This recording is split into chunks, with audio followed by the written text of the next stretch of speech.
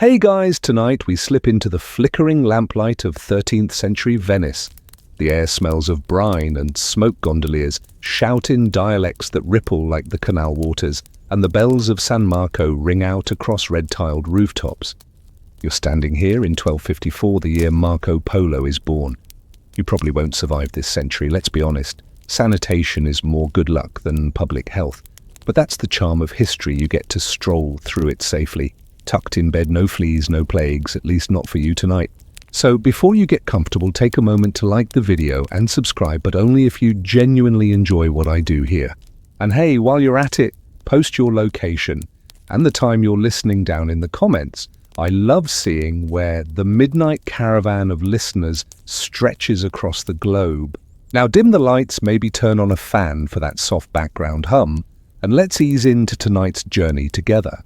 Venice hums like a restless hive. You step along creaking wooden bridges, feeling the press of merchants and beggars. Fishmongers call out prices in the early dawn, their voices echoing between narrow alleys, while barges heavy with grain glide by in silence. Somewhere among this bustle, in a house belonging to the Polo family, Marco takes his first breaths. His father Niccolo is already absent away on trade business that stretches farther than most Venetians can imagine. His mother, whose name slips into obscurity in the records, tends to her fragile newborn in a city both rich and precarious. Venice is unlike anywhere else in Europe. It floats half myth, half city, anchored in shallow lagoons defended not by walls but by tides and wooden pilings. Imagine being born in a place where your cradle rocks not only with lullabies, but with the faint sway of water beneath the floor. For Marco, this watery world is his introduction to movement, trade, and uncertainty.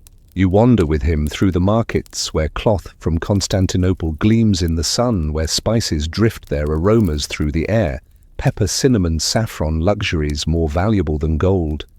You hear stories of merchants sailing for months to return with a pouch of peppercorns, only to have it stolen by pirates at the lagoon's mouth.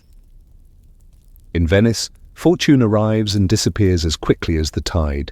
And yet, for all its wealth, Venice feels precarious.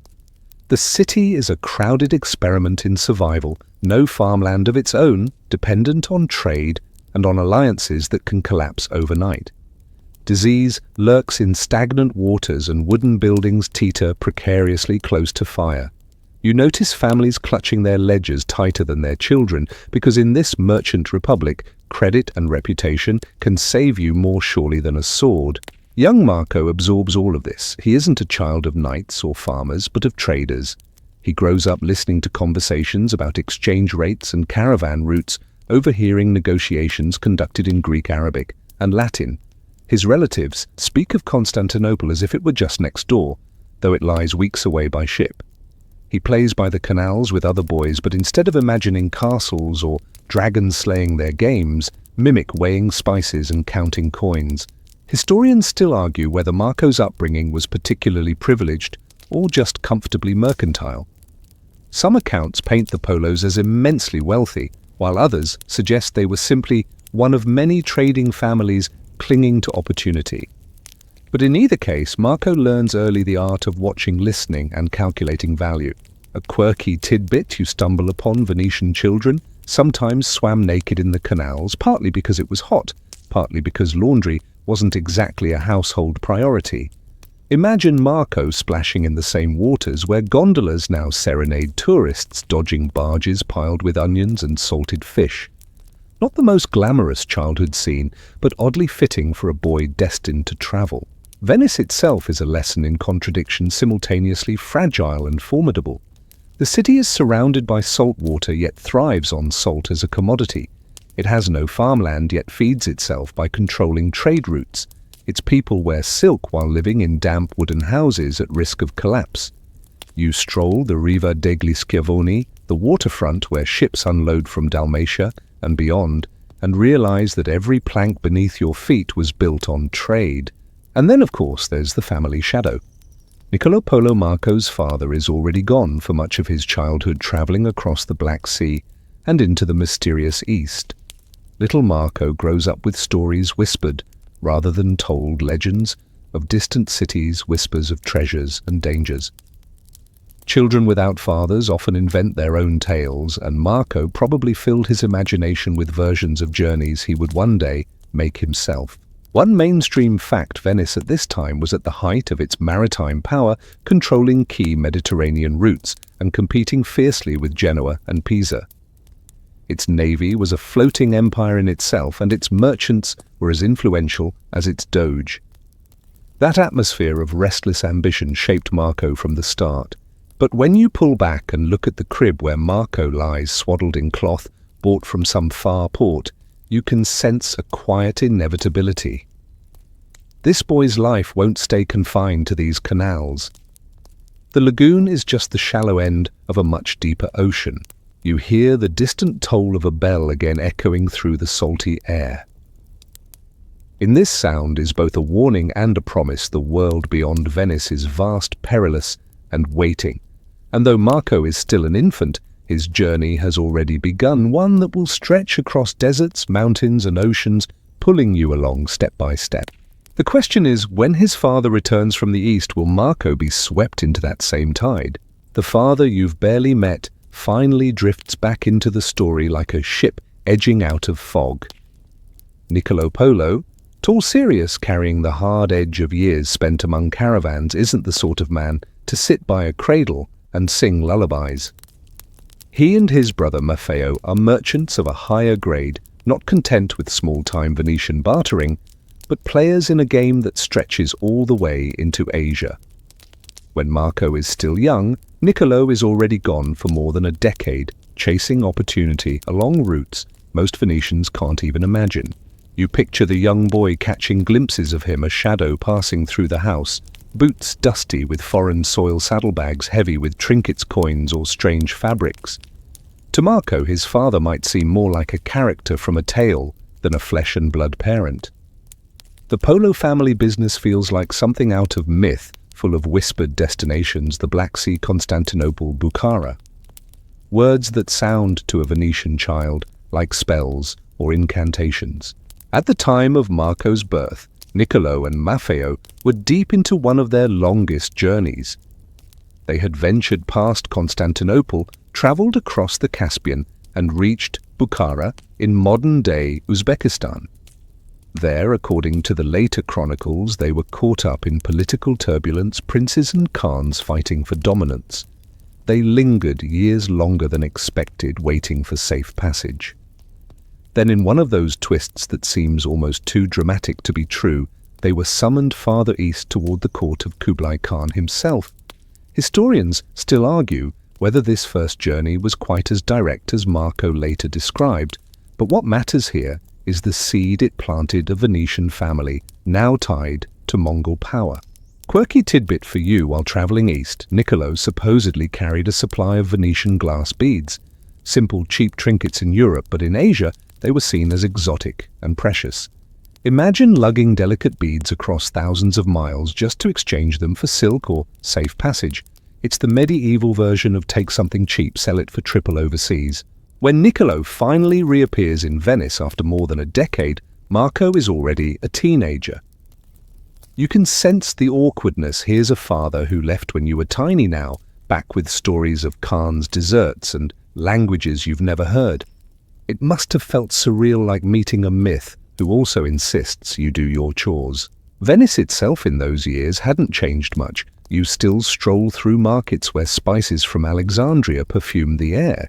You still watch gondoliers maneuver their flat-bottomed boats with practiced ease. But the Polo household now hums with different energy: tales of the steppe, the silk markets, the immense wealth of Cathay. Marco leans in, listening, his mind stretching farther than the lagoon ever allowed. And it's not just Marco's imagination. Niccolo and Maffeo had supposedly met the great Khan himself, and Kublai had given them a mission: return to Europe, find learned men, bring them back to his court. Think about how wild that request is: the ruler of a vast Mongol empire asking two Venetian merchants to go fetch him scholars from the Pope. The Polos might not have delivered exactly what Kublai wanted. Historians still argue whether they ever really had papal envoys in tow. But for young Marco, the very idea of being connected to the ruler of half the world Must have been intoxicating. Meanwhile, your teenage years in Venice aren't exactly peaceful. Genoa is a constant rival threatening war. Pirates patrol the Adriatic. Wealth comes and goes, sometimes vanishing overnight in a shipwreck. To grow up here is to live with uncertainty, stitched into daily life. So maybe it's no surprise that Marco feels ready, even eager to follow his father beyond the city walls. Imagine the dinner table, Niccolo describing golden palaces, Maffeo explaining deserts where caravans vanish without a trace. Marco listening, barely touching his food, his eyes fixed on the horizon painted in their words. His curiosity turns into longing. By the time Niccolo prepares to head east again, this time, Marco is ready to follow. But let's not rush. Right now, you're still wandering the canals, feeling the weight of that decision building. The world is tugging at the Polo family, a force stronger than Venetian tides. You glance at Marco, now old enough to carry a merchant's ledger, but still young enough to be dazzled by stories. His father and uncle whisper of departure, of assembling a caravan of maps that lead out beyond the Black Sea. You can sense the anticipation vibrating in the house like a taut string. And here you are at the cusp. Marco Polo, no longer just a boy of Venice about to step into the kind of journey that will define his life and centuries later lull you to sleep. The question is, when the sails are raised and the wagons creak eastward, will Marco be able to keep up with the legacy already unfolding? The canals of Venice fade behind you like a dream dissolving with the dawn. At 17, Marco Polo shoulders a pack heavier than his years and follows his father Niccolo and his uncle Maffeo eastward. You can almost hear the slosh of water against the hull as their small vessel pulls away, carrying them out of the lagoon and into the Adriatic. Venice grows smaller and smaller until it's nothing more than a shimmer on the horizon, a place Marco may not see again for decades. It's one thing to listen to tales of distant cities by the fireplace, but another to actually set foot on the road. You trudge alongside the caravan, your boots already blistered, watching merchants haggle over prices in languages you can't yet pass. The Polos are professionals at this. They stride with the assurance of men who've done this before. You, on the other hand, are equal parts exhilarated and terrified. Their first major stop is Acre in modern-day Israel, still one of the last strongholds of crusaders clinging to the Holy Land. Imagine Marco, barely more than a teenager, wandering streets filled with crusader knights, merchants from Europe, and Muslim traders who see the Christians as temporary guests at best. The air is thick with spices, sweat, and suspicion. You pass churches echoing with hymns, then markets buzzing with chatter in Arabic, Greek, and French. Mainstream historical fact, Acre in the 1270s was indeed the final bastion of Crusader power, a fragile foothold on the coast.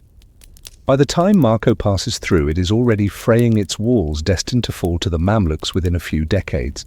A quirky tidbit, Marco might have glimpsed pilgrims buying little glass vials supposedly filled with water from the Jordan River, souvenirs for those too nervous to venture far inland.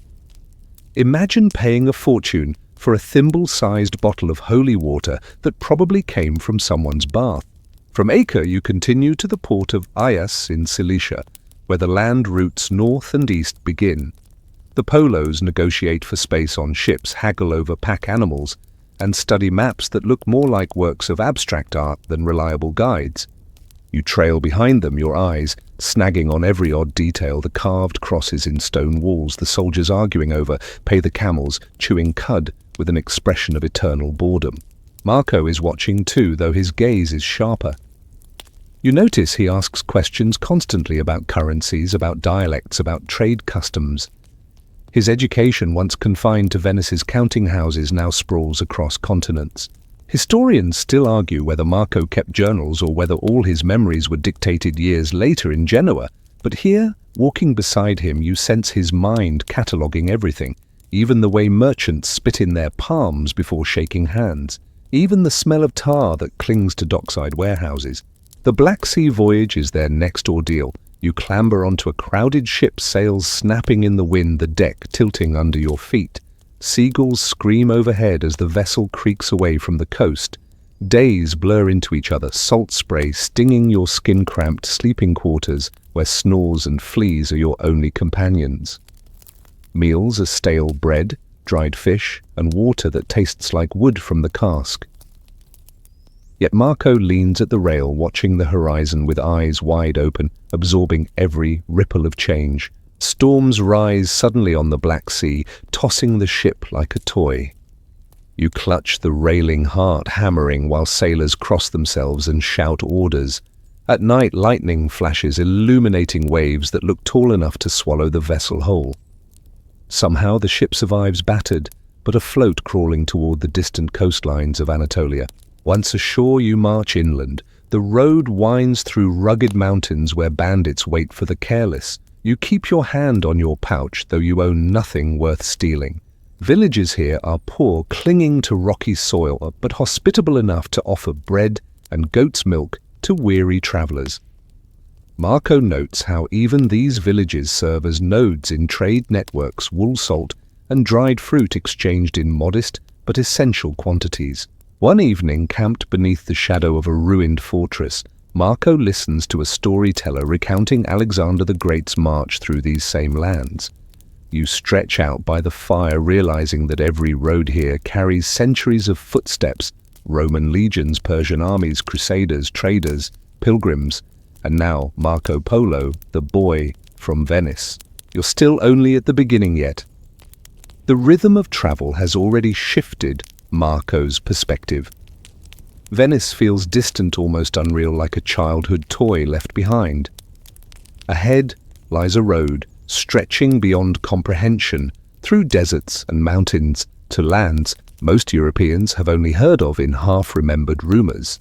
The journey has begun, and Marco is learning the first rule of the Silk Road. Survival isn't guaranteed, but curiosity might just carry you farther than fear. Dust clings to your boots as you shuffle inland from the coast, leaving the salt winds of the Black Sea behind.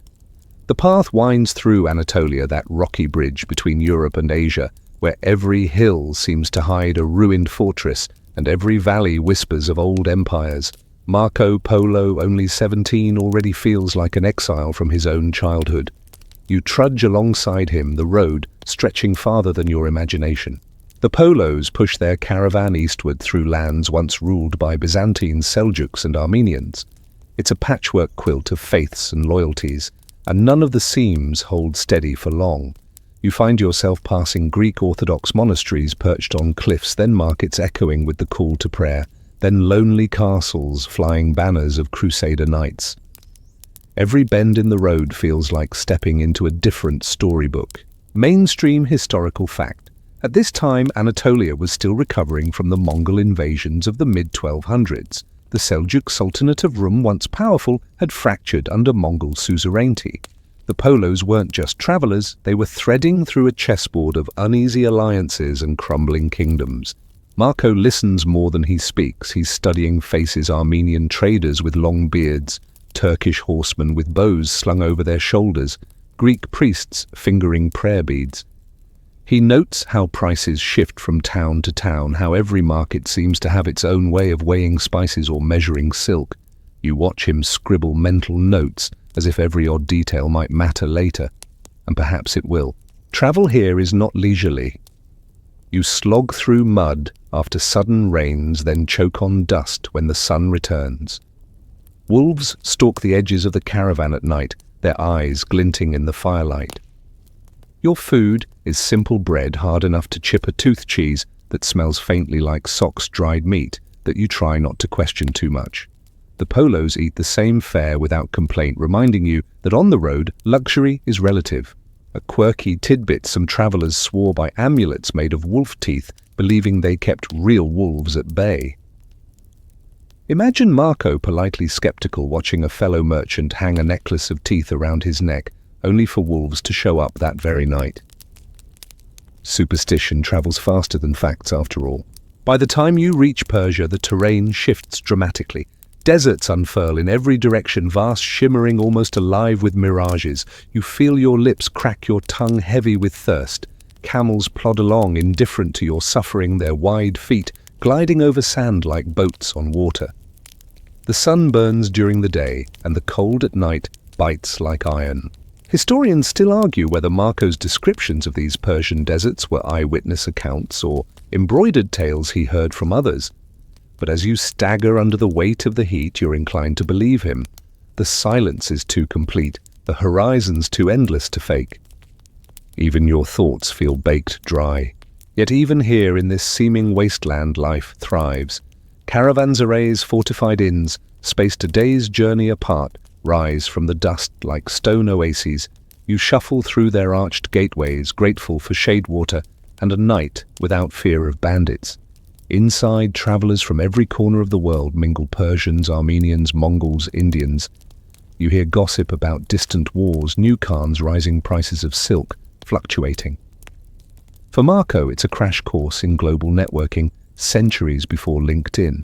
One evening, as you rest by a caravanserai fire, Marco hears a Persian storyteller describe Zoroastrian fire temples, shrines, where flames burn eternally, never extinguished. Marco leans forward, fascinated. You can see how these details, even if filtered through rumor, would one day pepper his accounts. For you, it's just another reminder that on the Silk Road, myth and reality walk side by side. Nights in the desert stretch long. Stars blaze overhead in impossible numbers, so bright they cast faint shadows on the sand. You lie awake beside Marco, the chill cutting through your cloak, wondering how many months or years it will be before you see Venice again. The silence out here is a different kind of noise. It presses on your ears, forcing you to listen inward. Marco, though, doesn't seem afraid. His eyes track the constellations, his mind already charting beyond the horizon.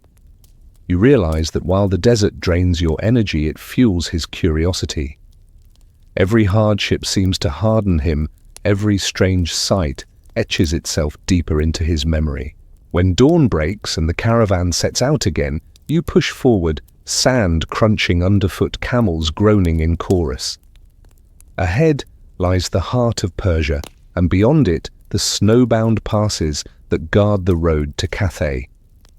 You're still just at the threshold of Marco Polo's epic, and already you feel the weight of the journey.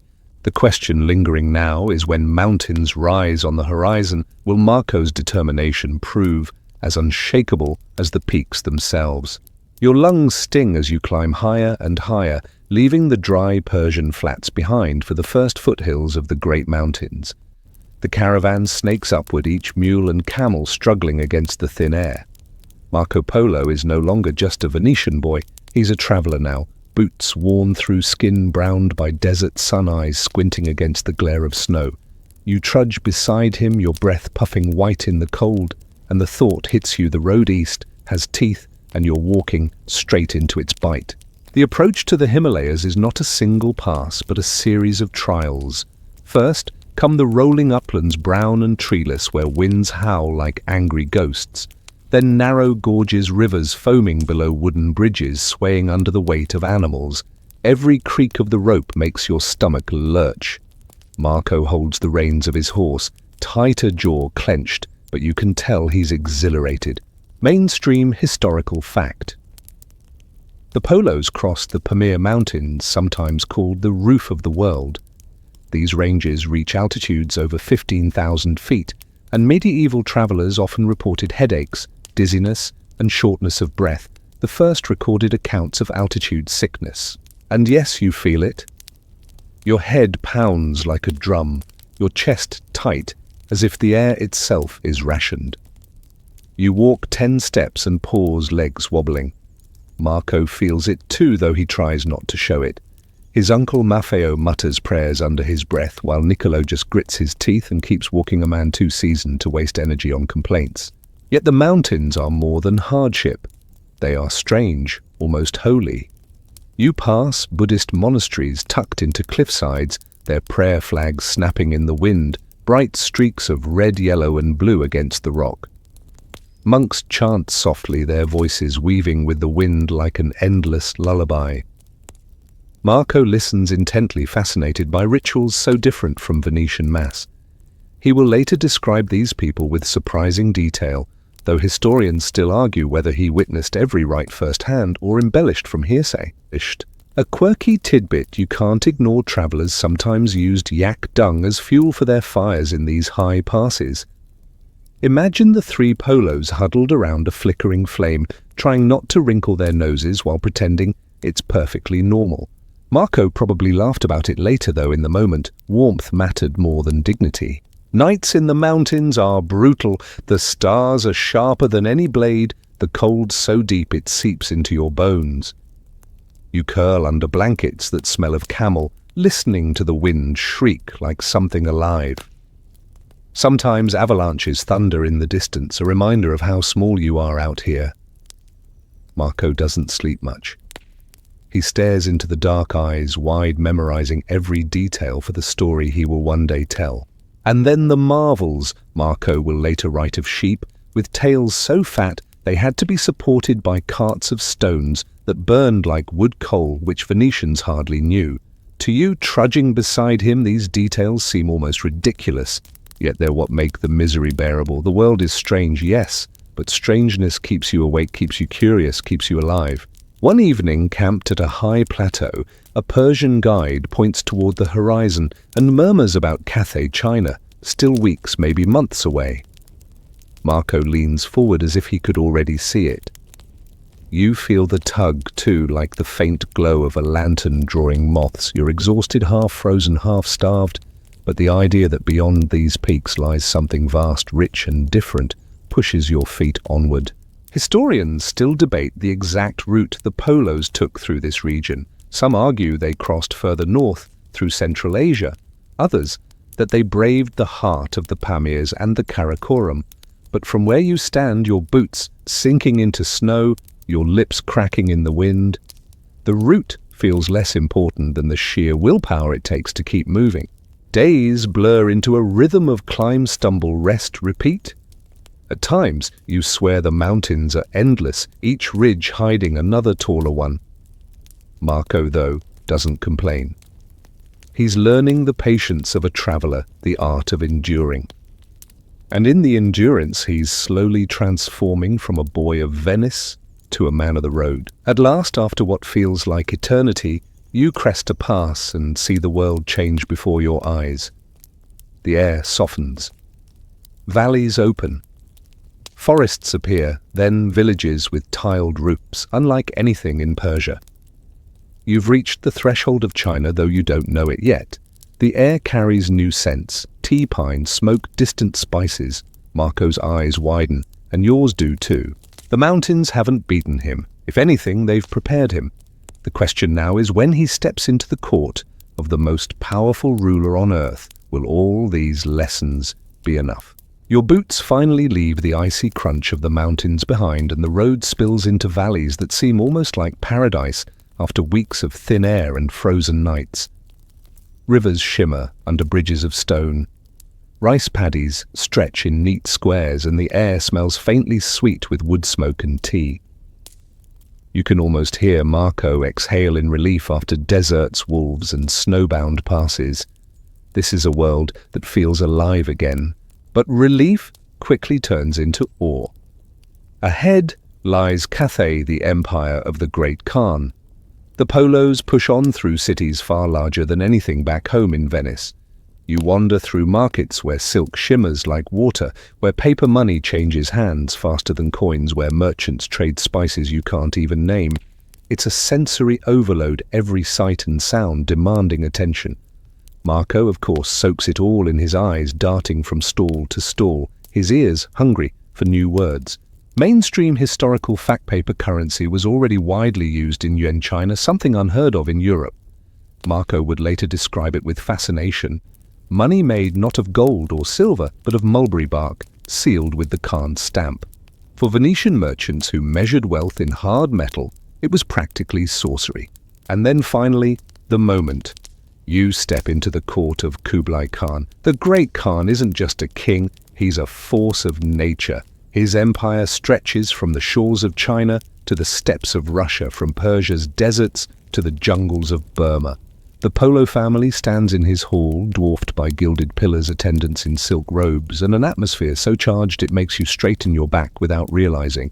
Kublai Khan sits on a throne raised above the floor, clad in robes heavy with embroidery, his presence filling the room even before he speaks. Marco, barely out of boyhood, kneels alongside his father and uncle. You can almost feel his heart hammering. This is the man he's heard about in whispered tales, the one whose reach stretches farther than Marco has ever traveled. Historians still argue whether Marco truly earned the Khan's trust as quickly as his book suggests, or whether time has smoothed the story into legend. But in this moment it doesn't matter. What matters is the awe you feel, the sense that you've stepped into the center of the world. A quirky tidbit: Kublai's court reportedly had banquets where thousands of people dined at once, drinking fermented mare's milk by the gallon. Imagine Marco, a teenager from Venice, trying to politely sip what tastes like fizzy yogurt gone rogue while pretending it's perfectly normal. The court itself is a theater of wealth and precision. You watch as musicians play strange instruments with long necks, their notes high and haunting. Dancers whirl in silk colors, blending like smoke. Officials carry scrolls whispering in languages that Marco strains to understand. And overhead, banners ripple, each embroidered with the seal of the Khan. Marco is dazzled, but he's also observant. You notice how he studies the way servants present dishes, the way guards stand at the doors, the way scribes handle documents. Nothing escapes his attention. For him, this isn't just spectacle, it's data, something he'll later weave into tales that leave Europeans shaking their heads in disbelief. Kublai, for his part, seems intrigued by the Polos. These Venetians are oddities in his vast empire, proof that his fame has reached even the distant edges of the world. He questions them, perhaps laughs at their answers, perhaps grows serious when they describe the Pope's authority or Venice's trade fleets. Marco listens, translating not just words but entire worlds across the cultural gap. You can feel it happening, a bond forming, however fragile, between the ruler of Asia and the boy from Venice. Marco's life is about to pivot. From here on, he isn't just a traveler, he's a servant, an emissary, a witness to one of the greatest courts in history. The journey has carried you across seas, deserts, and mountains, and now you're standing in a palace that feels more dream than real. But the story is only deepening. Marco will not merely watch from the sidelines, he will step into roles that test his wit, endurance, and adaptability. The question is, when the Khan begins to trust him with responsibility, will Marco live up to the task or be swallowed by the weight of an empire? The court of Kublai Khan is less a palace than a universe. Each day feels like stepping into a play with thousands of actors, each costume more dazzling than the last. Marco Polo, still only in his late teens, is suddenly part of this theatre. You walk beside him, your Venetian shoes long since worn to threads, through halls that smell of incense, roasted meats, and the faint musk of horses tethered just outside. Kublai Khan sees something in Marco, whether it's sharp intelligence, youthful curiosity, or simply the novelty of a tall, pale foreigner, you can't say. But soon Marco isn't just watching banquets. He's given errands, messages, to deliver, even reports to compile. At first, they're simple tasks, carrying letters between officials, learning the protocols of the court. Yet each small assignment pulls him deeper into the machinery of empire. Mainstream historical fact. Marco Polo would later claim he served Kublai Khan for 17 years, entrusted with diplomatic missions and even minor governorships. Historians still argue whether he exaggerated his authority, but no one denies he had remarkable access to the inner workings of the Yuan dynasty. And you feel it. The court is a whirlwind of politics and pageantry. Officials in embroidered robes argue over tax revenues. Mongol generals stride past in furs, still smelling faintly of the steppe, and Chinese scholars bend over scrolls of calligraphy as delicate as spider silk. Marco moves among them, not quite belonging yet, not entirely an outsider either. One quirky tidbit that makes you chuckle: Marco notes that Kublai's couriers could travel hundreds of miles in a few days, thanks to an elaborate relay system of horses and stations. To a European, this sounded like magic, but really it was the medieval version of FedEx Pony Express on steroids. You imagine Marco standing there wide-eyed as one rider hands off a dispatch, gulps down tea, then bolts off on a fresh horse dust, rising behind him like smoke. You meanwhile find yourself awed by the logistics of it all. The Empire runs like a machine powered by countless workers, animals and resources, each piece grinding in service of the Khan's vision. Marco studies it carefully, perhaps realizing that stories about gold and spices are impressive, but the real marvel here is organization. Life at court is not all duty. You join Marco at vast banquets where entire herds of animals are roasted, where dishes of strange meats and sweets are piled high. Musicians pluck melodies on peeper lutes, jugglers toss flaming torches, and acrobats twist in the air. Marco samples everything, sometimes politely, sometimes with enthusiasm. You, on the other hand, poke suspiciously at a plate of fermented fish and wonder if you'll survive the night. Yet behind the spectacle, danger simmers. You sense it in the sharp glances between rival factions, in the whispers that die when a guard walks past. The Empire is vast, but it's held together by fragile threads of loyalty and fear. Marco treads carefully, always aware that a wrong word might end not just his position, but his life. Historians still debate the exact nature of Marco's service, whether he governed cities or merely traveled on minor errands. But the truth you feel walking in his shadow is that he is learning. Every journey he takes for the Khan, every scroll he reads, every market he surveys is knowledge. And knowledge is the true treasure he's gathering. One night, you and Marco sit on the palace steps, lanterns glowing, the moon hanging low. He talks quietly about Venice, about canals and bells and markets that now feel like memories from another life. His voice is soft, almost wistful. Yet when he turns his gaze back to the palace, you see the spark in his eyes. The boy who left Venice is gone. The man taking shape here is someone else entirely. It's a transformation, both thrilling and unsettling. The court has claimed him, reshaped him, taught him to think, not like a merchant's son, but like a servant of empire. You wonder when the time comes to return, will Venice even recognize him? The question hanging in the air now is how far will the Khan's trust carry Marco, and will he find himself entangled too deeply in an empire that might never let him go? Your days at court blend into one another, yet each is stuffed with details that make your head spin. You wake to the sound of gongs, to the clatter of servants rushing with trays of food and bolts of silk. The palace itself feels alive, corridors lined with tapestries, courtyards filled with rare animals, fountains splashing where the Khan's gardeners coax water into elaborate patterns. You drift through it with Marco, both of you trying not to look too much like tourists, while secretly gawking at everything. Kublai Khan, the center of this vast organism, doesn't simply rule, he performs power. Every audience with him is a spectacle. Imagine entering a hall where incense hangs thick as mist, where officials kneel in rows like waves breaking before the throne. Marco, instructed in the rituals, bows low, eyes on the floor. You copy him, hoping your knees don't crack too loudly. Mainstream historical fact. Kublai Khan's court in Khanbalik, today's Beijing, was legendary for its opulence and scale. Thousands of courtiers, advisors, guards, and attendants moved like parts of a machine, reinforcing the Khan's authority. Marco would later describe it with such detail that Europeans doubted it was real, and it's no wonder they had never seen such spectacle. You watch as officials bring in tribute from across the empire, bolts of silk, sacks of spices, golden vessels, ivory tusks, even exotic animals. One delegation presents a live white tiger, another leads a giraffe, its long neck swaying like a ship's mast. Marco's jaw tightens as he tries not to stare too openly, but his eyes dart constantly, memorizing it all. Quirky tidbit. According to some accounts, the Khan kept trained leopards and cheetahs for hunting, and sometimes even falcons with tiny silver bells on their legs. Picture Marco trying to look composed while a leopard lounges 10 feet away, licking its chops as though considering whether you'd make a decent snack. Yet the spectacle isn't only for show, it's propaganda.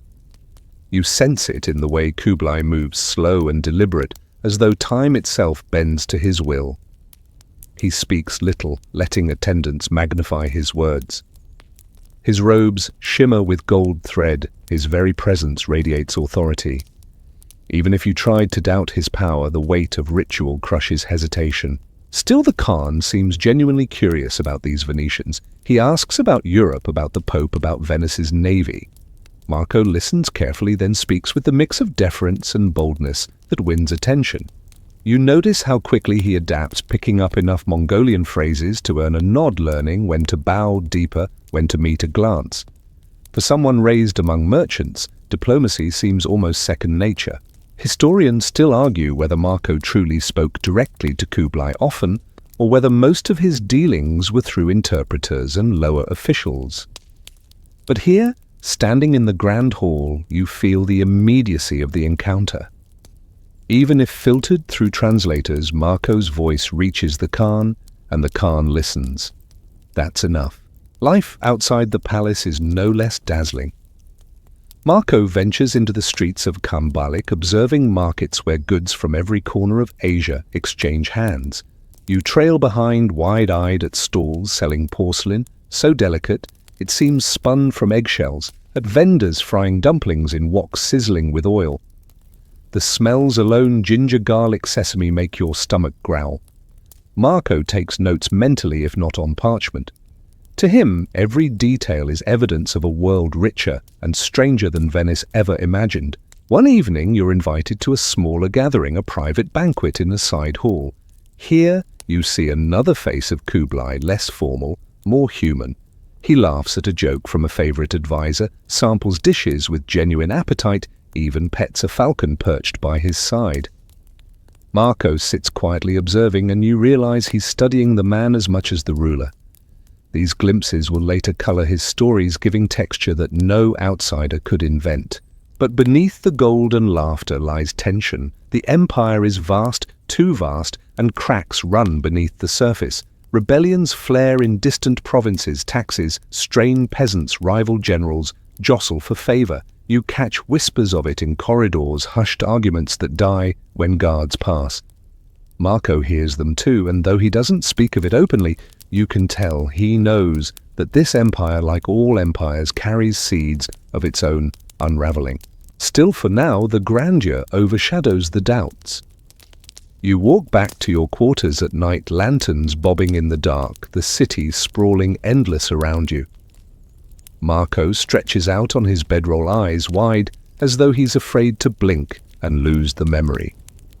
You lie beside him, equally restless, the image of the Khan's court etched into your thoughts.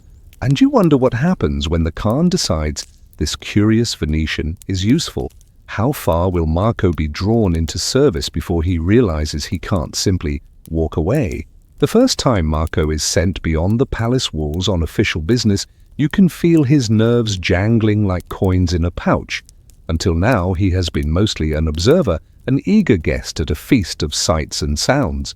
But now, Kublai Khan tests him with responsibility. He is to travel through distant provinces, carry messages, and report on conditions.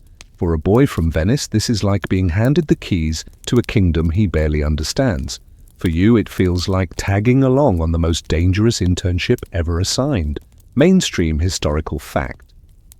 Marco Polo later claimed that Kublai Khan trusted him with missions across China, inspecting trade routes, assessing resources, even reporting on unrest. While scholars debate the scale of his authority, his descriptions of cities, rivers, and customs suggest he did indeed witness them firsthand. And so you set out with him, bumping along roads that twist through mountains, across rivers, and into plains where the horizon seems to never end. The empire is alive, shifting before your eyes. One day, you pass rice paddies shimmering under the sun, peasants bent at work in straw hats. Another day, you find yourself in bustling towns where blacksmiths hammer iron tools, silk merchants haggle with customers, and storytellers spin tales for coins. Quirky tidbit. Marco notices the use of paper money in circulation, something completely alien to Europeans of his time. To him, it seems like sorcery scraps of mulberry bark stamped with official seals, accepted everywhere as if they were gold. You picture him holding one gingerly between his fingers, muttering, "You're telling me this buys a horse?" This you can't help smirking. You've got a wallet full of paper in your own time, and suddenly you realize you're carrying the very future that dazzles him now. Along the way, you also see the darker side of empire. Villages burned by rebels, roads choked with beggars, tax collectors squeezing peasants until they have nothing left to give. Marco writes it all in his mind, but you feel the heaviness settle into your chest. For all its splendor, the Yuan dynasty is built on fragile backs. Historians still argue whether Marco really held posts of authority. Some suggest he was a tax inspector, others that he was more like an observer who tagged along. But regardless of title, you sense the weight he carries, a foreigner entrusted to see, to record, perhaps even to judge. It's a strange, precarious role, balanced between service and surveillance. The journeys themselves are adventures within adventures. At night, you camp in yurts offered by nomads drinking mare's milk that makes your stomach flip. On river crossings, you cling to barges heavy with grain, praying the current doesn't tip you into the water. Once in a mountain pass, you watch snowflakes fall like feathers covering the road until it feels like walking inside a dream. Marco, notebook in hand, sketches out descriptions even as his teeth chatter. Sometimes the Khan's envoys travel with you, stoic horsemen who say little, their bows slung casually across their backs. You never forget they're their silent reminders that this mission isn't sightseeing. This is work, and failure isn't an option. Marco seems to understand too. He listens carefully to local governors, asks questions in halting but growing Chinese, and memorizes everything from the size of city walls to the flavor of local wines. But even with duty pressing, curiosity seeps in. One evening in a southern city, you wander into a tea house with him. The air is thick with steam, the clatter of cups, the chatter of patrons, debating poetry or politics. Marco takes his first real sip of tea, grimaces at the bitterness, then tries again with honey. You watch him nod slowly, like a man realizing he's stumbled on a habit that might follow him for life. Everywhere you go, people stare. A tall foreigner with a beard unlike theirs, accompanied by a ragtag crew. Some children tug at Marco's robe, giggling at the strange cut of his clothes. Vendors shout offers in accents thick with dialects you barely grasp. And though sometimes the stares feel sharp, you notice curiosity outweighs hostility. Marco, with his quick smile, turns awkward encounters into conversation. Weeks blur into months, months into years. Each assignment stretches Marco further from the boy who once stepped nervously onto a ship in Venice. Now he is a traveler of empires, a recorder of wonders, a bridge between worlds. You, watching from his side, feel the weight of history settling on him, though he cannot yet see it himself. And yet a question lingers. What is the endgame? Will he always serve the Khan, wandering endlessly across provinces? Or is there a path back home, one that will carry all these stories across the seas? You suspect Marco doesn't know the answer himself. For now, he is swept forward, one mission at a time. But soon his journeys will take him beyond China, into lands even stranger and harsher, where loyalty to the Khan will be tested against sheer survival. The summons comes without warning. One evening, you and Marco are back in Kambalik, weary from months of travel, savoring the comforts of hot food and silk sheets. Then an envoy arrives, bowing stiffly before handing over a sealed command. Marco breaks the wax reeds in silence, and then lets out a low whistle. You lean closer. The Khan is sending him even farther, to lands beyond China, where his name carries weight only as rumor. Mainstream historical fact. Marco Polo later described journeys that carried him deep into Southeast Asia, India, and possibly even as far as the coastlines of present-day Sri Lanka.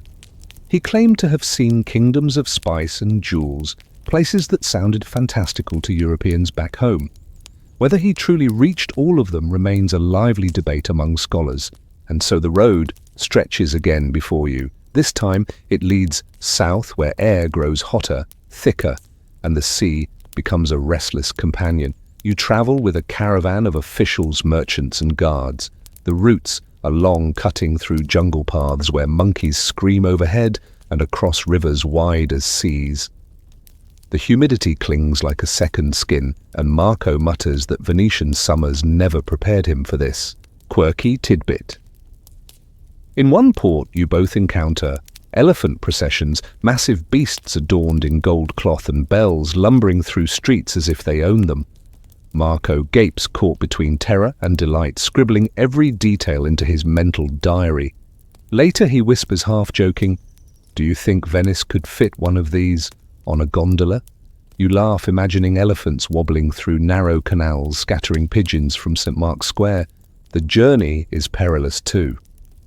In coastal cities you hear whispers of pirates, lean, desperate men who stalk merchant ships like wolves. Your vessel sails cautiously, hugging shores with guards keeping hands close to bows. One night a cry splits the dark sails spotted on the horizon. Hearts race. But fortune favors you. The strangers pass without clash, leaving only frayed nerves behind. Marco grows quieter on these voyages, absorbed in the enormity of what he witnesses. Palaces inlaid with jewels, markets spilling over with pepper, and cinnamon temples where statues tower high, their faces serene yet inscrutable. He marvels not just at wealth, but at the sheer difference. In one kingdom he notes that rulers are weighed annually against gold, symbolizing their worth to the people. You both watch the ritual in awe, though you whisper privately that no Venetian duke would ever dare such scrutiny. Historians still argue whether Marco actually reached Sri Lanka, which he described as the most beautiful island in the world, or whether he relied partly on sailors' tales. Standing on a beach as waves crash at your feet, you wonder the same. But whether his toes truly touched these sands or not, the imagery he collects will shape imaginations back in Europe for centuries. In these faraway courts, Marco becomes not just a messenger, but an emissary of curiosity. Local rulers ask about his homeland, about Europe, about Venice with its ships and markets. He answers with a mix of pride and exaggeration, spinning Venice into a place of wonder equal to theirs. You catch his glance sometimes as if to ask, are we ambassadors, or simply storytellers, filling the gaps with what sounds good? The further south you travel, the harsher the seas become. Monsoon winds batter your ship, tossing you like a toy. Thunder cracks overhead, waves slam the hull, and you cling to the railing, drenched and praying. Marco, pale as parchment, grips a post and mutters that maybe land travel wasn't so bad after all. Yet somehow, battered and shivering, you both endure washing up at ports alive with colour and noise. Markets in these lands overflow with goods Venice can only dream of. You run your fingers through piles of black pepper, inhale the sharp aroma of cinnamon taste, cloves that sting your tongue. Marco's eyes shine. He knows these spices are treasures worth fortunes back home. Already you sense him imagining the day he might return tales in one hand, riches in the other. But amid marvels there are hardships. Fevers strike in swampy lowlands, leaving you sweating and weak. Food is strange sometimes, comforting, sometimes revolting. You try roasted jackfruit, sweet and sticky, then regret it when your stomach protests. Marco, though, insists on tasting everything, muttering, "How else will they believe me when I tell them?" Nights are long, filled with the hum of insects and the far-off sound of drums. You lie awake beside Marco, watching shadows flicker, wondering how far from home you now are. The empire of the Khan feels distant here, his power stretched thin across seas and jungles. You can't help but wonder, when Marco finally returns to him, will the Khan even remember every detail he ordered? Or is this more about Marco's growth, shaping him into a man the world cannot ignore? For now you drift along currents of duty and wonder, each day a story waiting to be told. Yet somewhere in the back of your mind a thought lingers like a whisper. One day these travels must end, and the road back will be harder than any path you've yet taken. The call to return north comes as a kind of relief. After years of sweating through jungles, dodging monsoon storms and cataloguing the wonders of southern kingdoms, Marco is summoned again to the court of Kublai Khan. You travel back through weary roads and crowded ports, retracing steps like threads woven back into the tapestry. It feels strange, like a dream you've been wandering in too long, only to wake and realize the world has kept spinning in your absence. Mainstream historical fact. By the time Marco Polo returned to Khan Balik from his missions abroad, he had spent more than a decade in service to the Khan. His observations of China's cities, canals and customs became the most detailed account Europe would have for centuries. When you re-enter the palace, the familiar swirl of silk and incense greets you. The great Khan is older now, his movements slower, his hair streaked with silver. Yet his eyes remain sharp, and when Marco kneels before him, you sense genuine fondness. This foreigner has become more than a curiosity. He is part of the machinery of empire, but the empire itself feels less steady. Courtiers whisper more loudly of rebellion in provinces of officials growing greedy of soldiers, weary of endless campaigns. You notice the Khan listening longer, sighing more often, as if the weight of his dominion presses heavier on his shoulders. Marco, for his part, seems torn proud to be trusted, yet increasingly restless.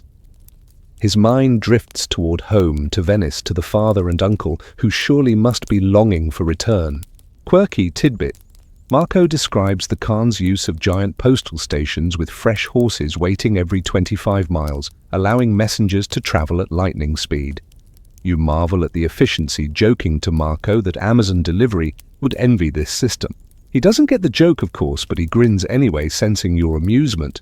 Historians still argue whether Marco exaggerated his closeness to the Khan or whether his accounts were partly colored by awe and youthful ambition. But sitting beside him now, you can almost believe it, how this foreign boy grew into a trusted servant of the most powerful man in the world. Back in the capital, life settles into a rhythm.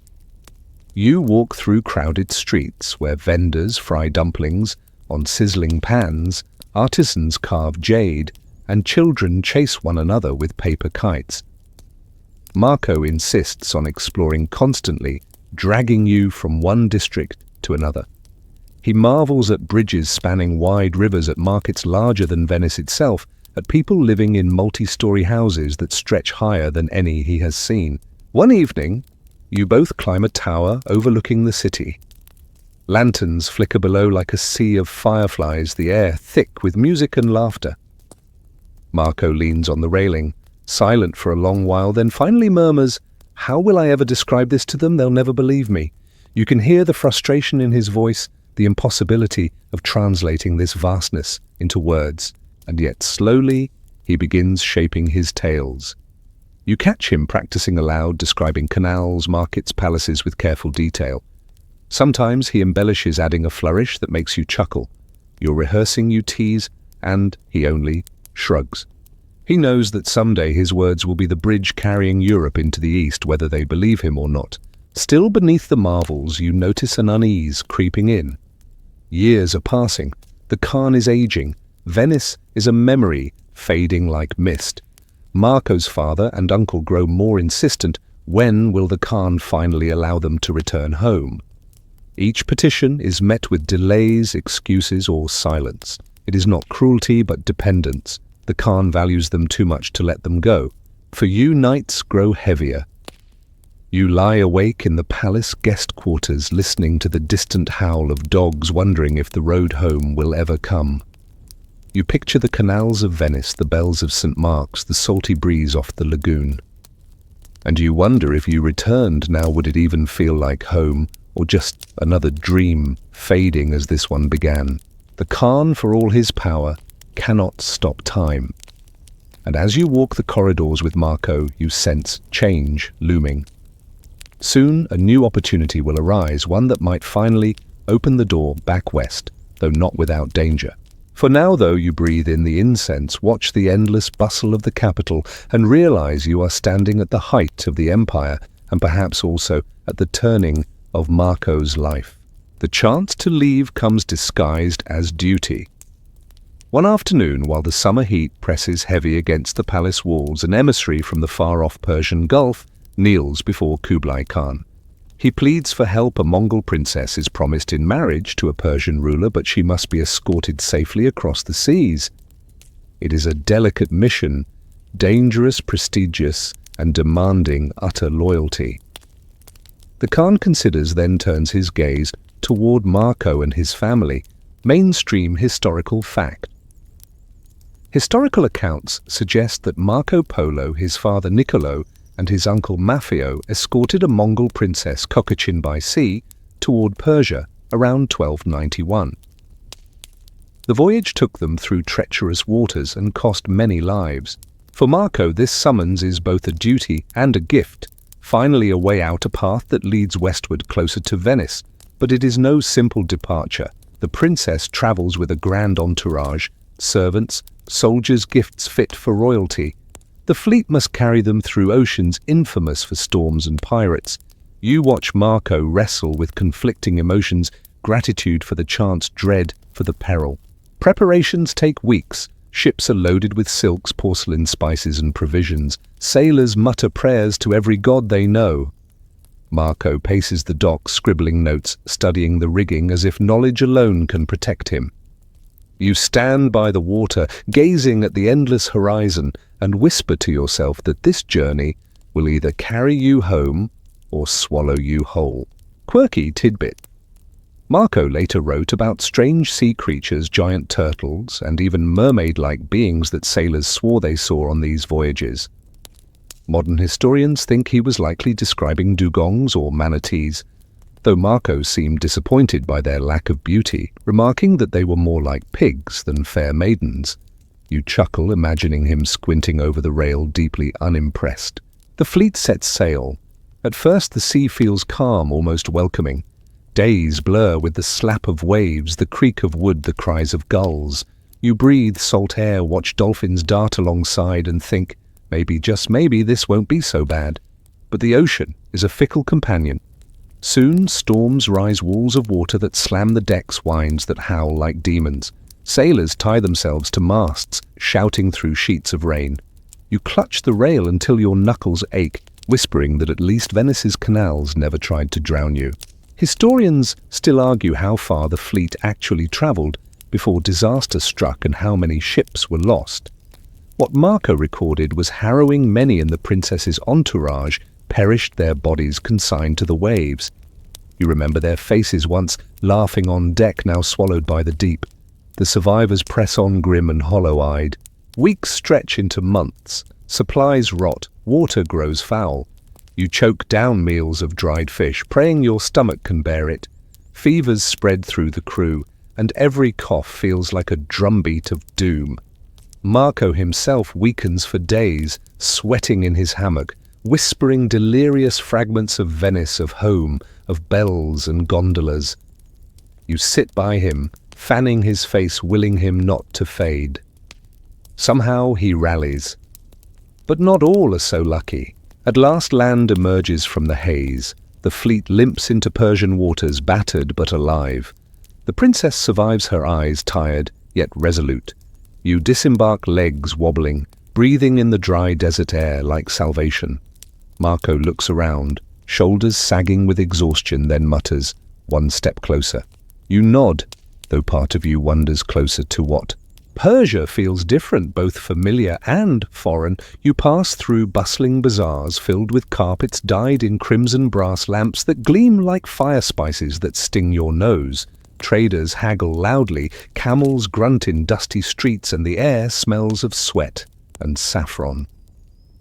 After years in the east, this feels like a threshold back toward the west, a halfway world bridging the two. But even here, danger lingers. Political intrigues swirl, alliances shift like desert sands. The princess's marriage secures peace for a moment, yet you sense tension beneath the surface. The Polos tread carefully, honored, yet watched. And you, weary traveler, feel your heart tug harder toward Venice. The end is near, but the road is not finished. For now, you rest in Persian courtyards shaded by fig trees, listening to fountains murmur. The sea's roar still echoes in your ears, but for the first time in years, you feel that home might no longer be just a dream. From Persia, the trail bends slowly but surely westward. You ride through deserts where heat presses like a furnace, where sand stretches in shimmering waves, and where caravans snake endlessly across the horizon. Every step of the camel feels like a drumbeat, drawing you nearer to Venice, and yet the world refuses to make it easy. Mainstream historical fact. After escorting the Mongol princess Marco and his family, traveled overland through Persia, Armenia, and Anatolia, retracing the Silk Road in reverse. The return took years as they faced shifting alliances, outbreaks of war, and the constant risks of banditry. The caravan life returns with all its quirks. You wake each dawn to the sound of bells tied around camel necks, to the coughs of traders heating their morning tea, to the shuffle of sand underfoot. The air smells of leather saddlebags, sweat and spice. By day you squint against the blinding light. By night you shiver beneath skies blazing with stars. Marco seems more subdued than before, as if the long road is wearing down even his endless curiosity. Quirky tidbit. One evening a fellow traveller insists on showing you a magic stone he claims can protect against scorpions. Marco rolls his eyes, but you humour the man, tucking the pebble into your pouch. Later, when you nearly step on a scorpion near the fire pit, you glance at the stone and think, well, maybe it works after all. Marco laughs until he coughs, teasing you for your new superstition. But dangers are real. More than once bandits descend from rocky hills, arrows hissing through the dusk. You cling to your saddle while guards shout steel clashes and camels bawl in panic. Somehow, each time the caravan pushes through, shaken but alive. Still you notice Marco fingering the hilt of a dagger, more often his cheerful chatter replaced by long silences. Historians still argue whether Marco's writings exaggerated the constant perils of these routes, or whether later editors embellished for dramatic effect. But sitting by the fire after a long day's march, listening to the distant howl of wolves, you can believe every word. The world outside the caravan feels vast and hungry, and survival itself feels like victory. Weeks turn into months.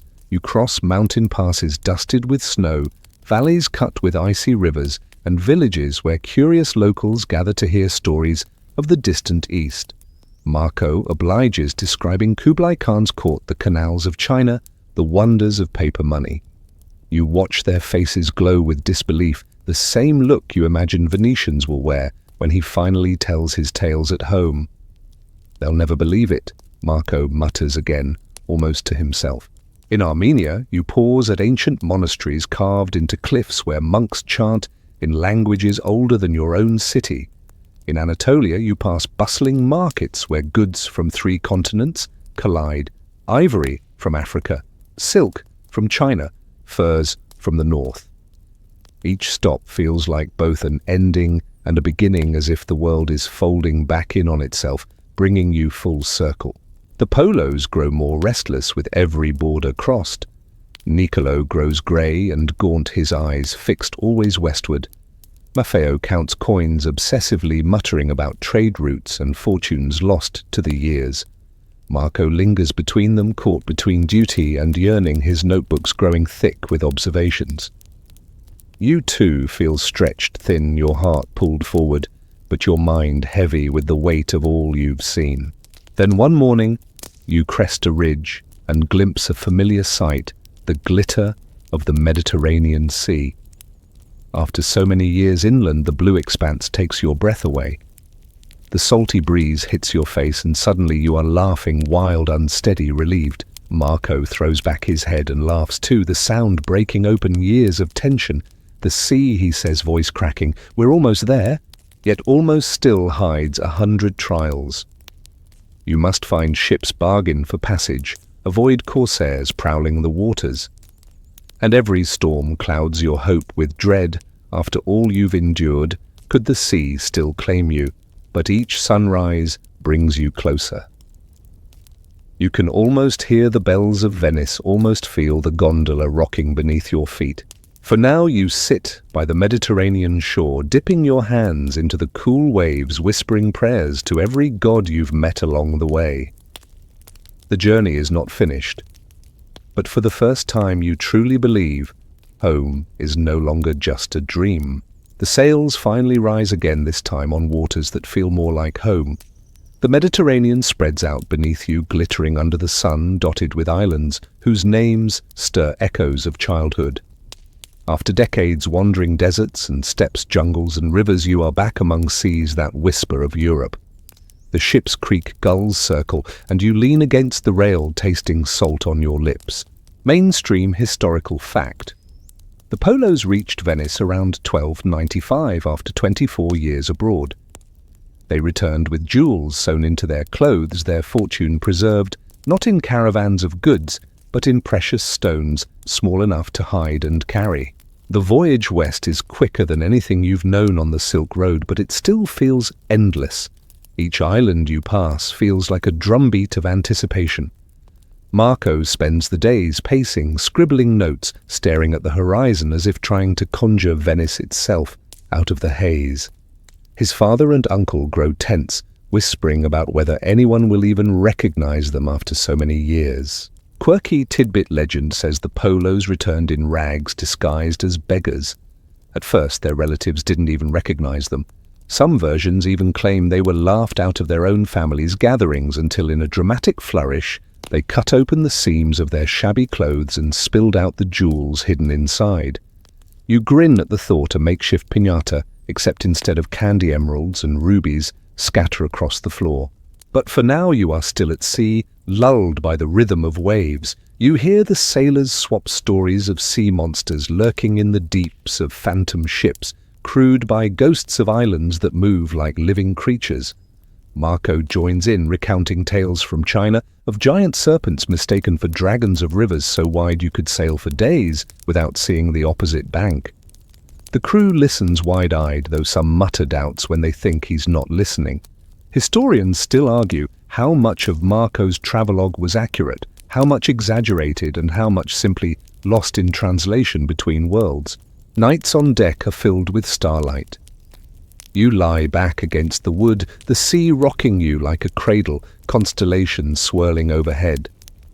You think of all the skies you've slept under the pale moon, over Persian sands, the cold blaze above the Pamirs, the heavy mist of Chinese summers, and marvel that they all lead here to this same stretch of stars. At last a sailor shouts. On the horizon, faint but unmistakable, a line of spires rises from the sea. Your breath catches. Venice, the floating city, the home that has lived only in memory for half your lifetime, and now shimmering before your eyes.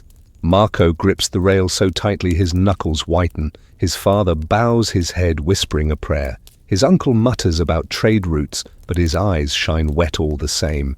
The approach feels surreal.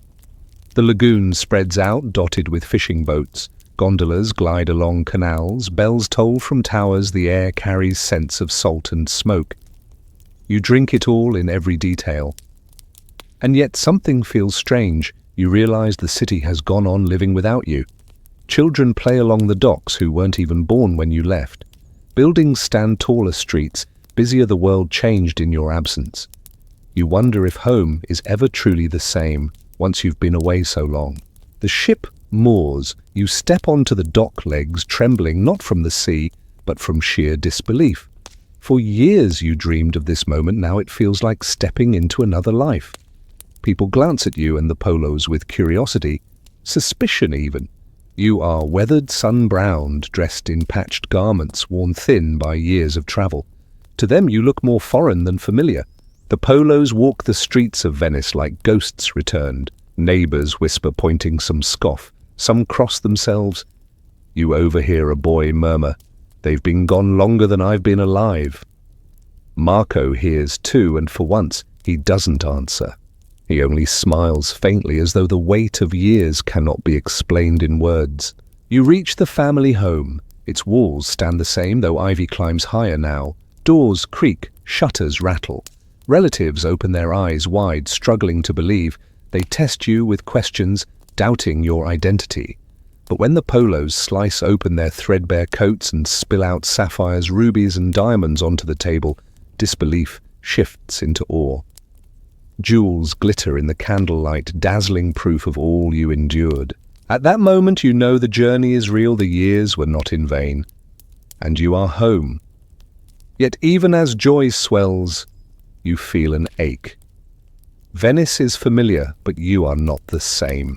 Home, and yet not home. That's the paradox you carry in your bones now.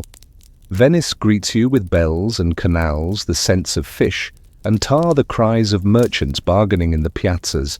You walk streets you once knew by heart, but your feet hesitate at every corner, as though expecting a camel caravan to appear instead of a gondola. Mainstream historical fact.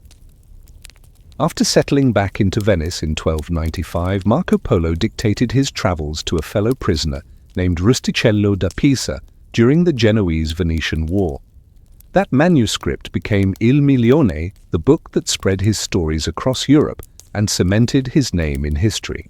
The adjustment is jarring. In the evenings, neighbors gather pressing Marco for tales of Kublai Khan of cities, with paper money of palaces that seem impossible. Some laugh, convinced he's making it up. Others gape in wonder, unable to imagine such marvels. Marco shrugs scribbles and spins the memories into words, half for their sake, half for his own. You sit beside him, remembering the smell of the Khan's incense, the shimmer of silk banners, the creak of saddles in the desert. The words feel pale compared to the memories like sketches of a world too vivid for ink. Quirky tidbit. Some Venetians teased Marco with the nickname Il Milione, mocking him as the man of a million lies. Imagine returning home after 24 years of peril and adventure, only to be roasted like a modern meme. You almost admire their skepticism. After all, if someone told you crocodiles were used as palace guards and dung doubled as medicine, you'd raise an eyebrow too. Life folds into a rhythm again. You stroll through markets, yet your eyes seek spices from Kashgar fabrics from Hangzhou. You hear church bells, yet your ears still ring with Tibetan horns and Persian drums. Every corner of Venice feels smaller than you remember, as if the city itself has shrunk while the world around it has grown. Historians still argue whether Marco exaggerated or whether later editors inflated his text into legend.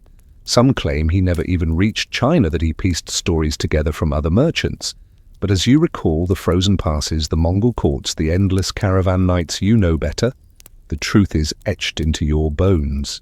And yet fate twists once more. In 1298, war erupts between Venice and Genoa. Marco, serving as a commander of a galley, is captured and imprisoned. You follow him into the stone echo of Genoese cells where days stretch in silence. But Marco, restless even behind bars, begins to dictate his memories to Rustichello, a fellow captive and romance writer. His voice weaves deserts and empires, dragons and emperors, into a tapestry unlike anything Europe has heard. You sit in the corner, smiling, thinking of how many sleepless nights these words will travel through, just like tonight. When release finally comes, Marco returns to Venice once more. The years pass slower now. He marries, raises daughters, manages his merchant affairs. Yet the fire of travel never quite leaves his eyes. You catch him staring sometimes at the horizon, as though expecting the Mongol banners to rise again, or the Silk Road to unfurl beneath his feet. And then one quiet day, in 1324, Marco lies in bed, breath shallow, family gathered close. A priest urges him to retract his wild tales, to confess exaggeration. Marco shakes his head weakly, whispering, "I have not told half of what I saw." You sit by the window watching the Venetian sun slip across the canals, knowing his stories will ripple far beyond this room. They will inspire merchants, map-makers, dreamers. Even centuries later, a Genoese sailor named Christopher Columbus, who will set sail west book in hand.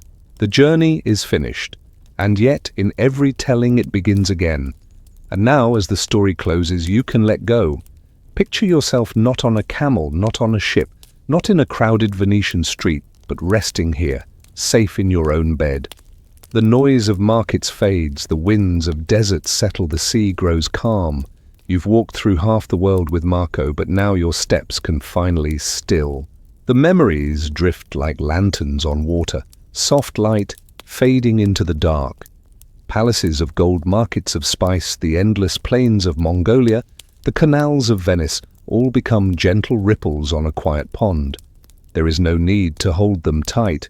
They will be here tomorrow and the next night, whenever you want to wander again. Breathe slowly. Feel the weight of the blankets, the hush of the room. Outside, perhaps the night hums with crickets or the faint rustle of leaves. Inside, there is only calm.